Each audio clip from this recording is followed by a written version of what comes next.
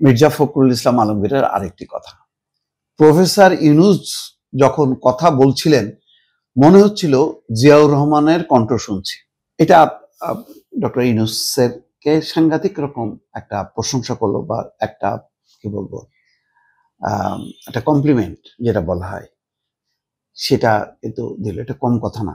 জিয়াউর রহমান সম্পর্কে লক্ষ লক্ষ মানুষের ভক্তি, শ্রদ্ধা, সম্মান আছে।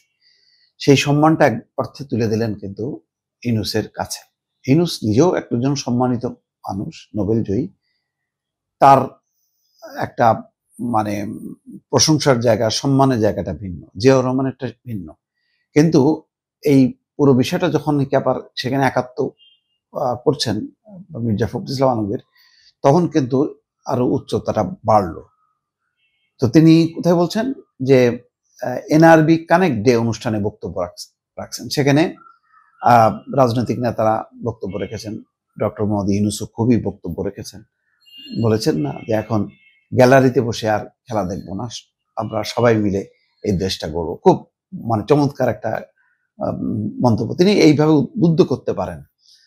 সরকারের পারফরমেন্স কি সেটা বড় কথা না, কিন্তু মানুষকে তিনি জাগ্রত করতে পারেন, এমন এমন কথা বলে সম্পৃক্ত করতে পারে, সেই ক্ষমতাটা আছে, যেটা জিয়াউর রহমান ছিল। জিয়াউর রহমানের খালকাটা কর্মসূচি, জিয়াউর রহমানের বক্তব্য দিয়ে মানুষকে যেভাবে আন্দোলিত করছে, তার সাথে একটা তুলনা করে তিনি বলছেন ইউনূস, মির্জা ফখরুল ইসলাম আলমগীর বলছেন ইউনূস সম্পর্কে। কিন্তু ইউনূসের ক্ষেত্রটা একেবারে ভিন্ন, রাজনীতির বাইরে। আর জিয়াউর রহমানের ক্ষেত্রটা ভিন্ন, তার সামরিক অভিজ্ঞতা, পরে তিনি রাজনীতিবিদের অভিজ্ঞতা। তো যাক, তার কণ্ঠের মধ্যে একটা সামঞ্জস্য পাচ্ছেন বলে তিনি প্রশংসা করছেন। আর নানা কারণে এখন কিন্তু প্রশংসা করার কারণ আছে, সে কথা বলছি। তার আগে শুনি যে মির্জা ফখরুল কি বলতে চাচ্ছেন। বলছেন, গণতান্ত্রিক, সমৃদ্ধ এবং দুর্নীতিমুক্ত দেশ গঠন করার যে স্বপ্ন ছিল শহীদ প্রেসিডেন্ট জিয়াউর রহমানের, তার সমস্ত কথাগুলো প্রফেসর ইউনূসের কথায় বের হয়ে আসছিল। এটা হ্যাঁ, একটা মেলানো যায়। কিছুদিন আগেও পর্যন্ত ডক্টর মোহাম্মদ ইউনূসের ব্যাপারে বেশ বিরক্ত ছিল এবং আন্দোলনেরও হুমকি দিচ্ছিল। তারা ডিসেম্বরের মধ্যে নির্বাচন চাচ্ছিল। পরে বিএনপির সাথে একটা সমঝোতা হয়, সমঝোতার প্রেক্ষিতে এটা ফেব্রুয়ারিতে নির্ধারিত হয়েছে। এখন বিএনপির চেয়ে সরকার অনেক বেশি ডিটারমাইন্ড যে ফেব্রুয়ারিতে নির্বাচন হইতেই হবে। ফেব্রুয়ারিতে নির্বাচন না হলে অস্থিতিশীলতার মধ্যে পড়বে দেশ, নিরাপত্তা হুমকির মধ্যে পড়বে। এটা এখন সরকারের তরফ থেকে কিন্তু বারবার বলা হচ্ছে। সেই কারণে এখন বিএনপি নিঃসন্দেহে ডক্টর মোহাম্মদ ইউনূসের এই বক্তব্যকে গ্রহণ করেছে এবং সাধুবাদ জানিয়েছে। অন্তত নির্বাচন নিয়ে তারা আর কোনো অনিশ্চয়তা দেখছে না।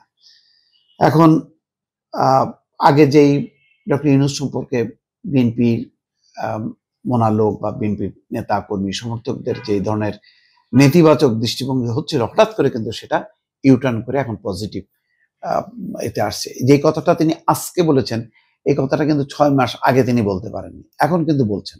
যাই হোক, এখন মানুষের একটা মনোভাব চেঞ্জ হয়।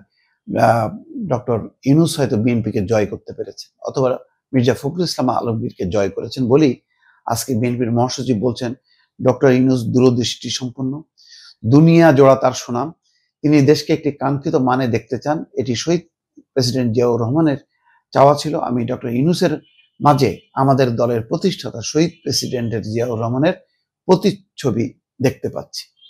তো এটা খুবই পজিটিভ। এই মুহূর্তে দেখবেন যে গণমাধ্যমে, মিডিয়াতে আমরা অনেকে সমালোচনা করি, অন্যরাও করে, এমনকি এনসিপিও কিন্তু সমালোচনায় মুখর, জামাতও করে, অন্যরাও করে, কিন্তু এখন কিন্তু সহসাই কিন্তু বিএনপির নেতারা কিন্তু করেন না।